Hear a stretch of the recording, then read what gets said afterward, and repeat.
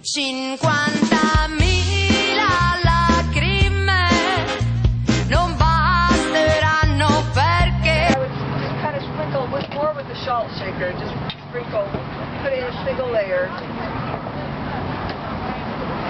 sprinkle just a little bit of salt like that. Then you can do more in your colander, okay? And then you would just let it rest. Some people like to put something heavy on top, so they'll put it like this. Say this is in the colander, but it's a larger one than this, and the plate goes down onto the eggplant. So you can put, let's say, here's a plate going onto this, and then they'll put some cans of food or something heavy, because that kind of like presses down on it, and liquid will come out. And it takes away a little bit of bitter flavor. I mean, but I like eggplant just fine the way it is, too. It doesn't have to be salted, but that is a way that some people like to do it. How long does that take? I let it sit for about, 45 minutes. So I'll cut it in half like that, cut it this way, and then this way. Okay, would someone like to do this? Anybody want to cut some onions? I can do it right here. Right here. Okay, we'll pass it on down. Thank you. Maybe a couple people. And what kind of olive oil do you like to cook with? I like to cook with extra virgin olive oil. And you can use, I mean, if you use good quality olive oil, especially shows up like in salad dressing or something like that. Yeah. But it also, I mean, it does make a difference to the flavor of anything that you cook, actually. Eggplant. It takes a little while, actually. And it'll absorb as much olive oil as you put in there. It's like a sponge. So I don't like to use too much. So it cooks fine without a whole lot of olive oil. So I'm going to cook the eggplant first, and then make like then I'll do the onions, garlic, and tomatoes. So I have to wait a little. Just at Mua alone, they have Japanese, Thai, Indian, Chinese, and Filipino varieties of eggplant.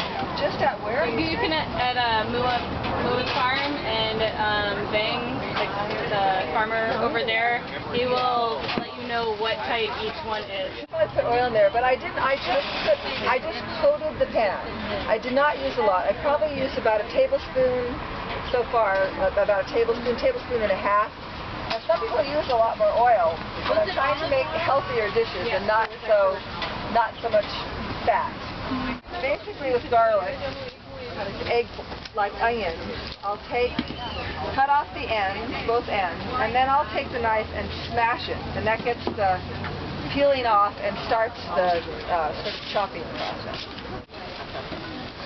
I'm going to put a little bit, so I'll put like another teaspoon of oil, something like that. You can certainly use a garlic press or anything like that. If you have a Cuisinart, you can chop your onions and the Cuisinart and then leave a little bit of onion in, put your garlic in, and then chop the garlic really fine. And add the garlic.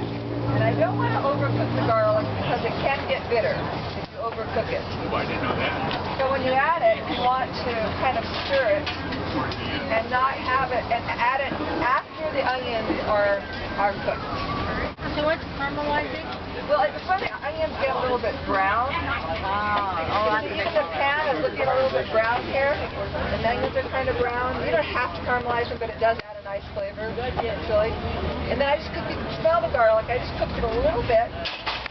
And then I'm going to add the tomatoes.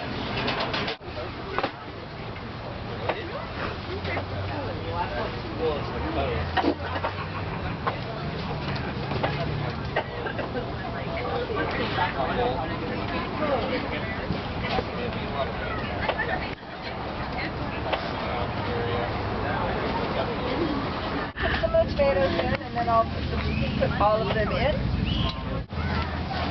Beautiful. Yeah. The tomatoes are from Avalos. And I'm going to add a little wine. A little bit, not much. And that'll cook down for you kids, don't worry. Get high off. Burn off.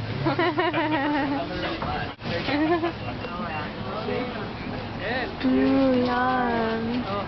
And bell pepper. Yeah. So we're going to trim that. So what you want to do is cut out you want to take off the stem of the pork and some of the ribs. Because there's really no flavor in those. It's not essential, but it's just kind of nice. Okay? So I'm going to cut those, cut them lengthwise and then in half. Okay? Can I introduce Lupe of To Universo Organic, who receives several of these things: the bell pepper, the zucchini came from her. Donated from by her her. farm. Yeah. So what I like about this dish is it's nice, colorful dish. And the way I make it, I make a lot of vegetables. It's not too much pasta, as some people put a lot more pasta, a little bit of vegetables, but that just depends how you like it. But I love vegetables. Italian parsley, and I take off the leaves. Actually, the stems have a lot of good flavor. Still cooking over here with no flame. And the stems have a lot of good flavor and vitamins, actually, but they're a little bit stringy to eat. But they're good if you're making a stock or something like that. Just throw it in the stock and then remove it. We have also basil. I'm sure you're all familiar with basil. Love basil. Look at the size of that leaf. Wow. So I took off the leaves, and again, we're going to chop those up. So there's a lot of things we put in at the end. We put in the parsley and basil, the herbs, and we put in the walnuts just at the very end, and the cheeses. So I put the eggplant back in with the tomatoes, and I'm going to put the squash also.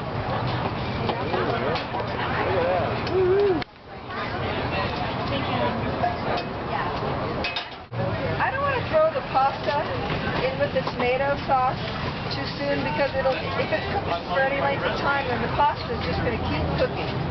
So if anything, you want to undercook your pasta a little bit. At the end, we're going to put in some mozzarella cheese, which you can grate up, or you can cut it, if you like little pieces of it, you can cut little quarter-inch pieces, not big pieces, because you want it to kind of melt a little bit. But I'm going to put that in after the pasta, and then also some Parmesan cheese. A little piece of mozzarella, a little more we're going to get spaghetti.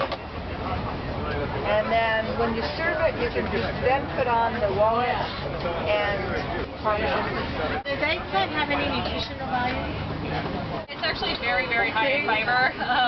Yes, Very high fiber vegetable, and then anything that has the blue and purple pigment in it have antioxidants in them, so it's going to be good, like cancer blocking nutrients. Okay, 1, 2, 3. Let's take one more. Yeah, so we got 1, 2, 3. 3 servings I'm going to shake to farmers. Okay. But I should have put plenty of cheese on it.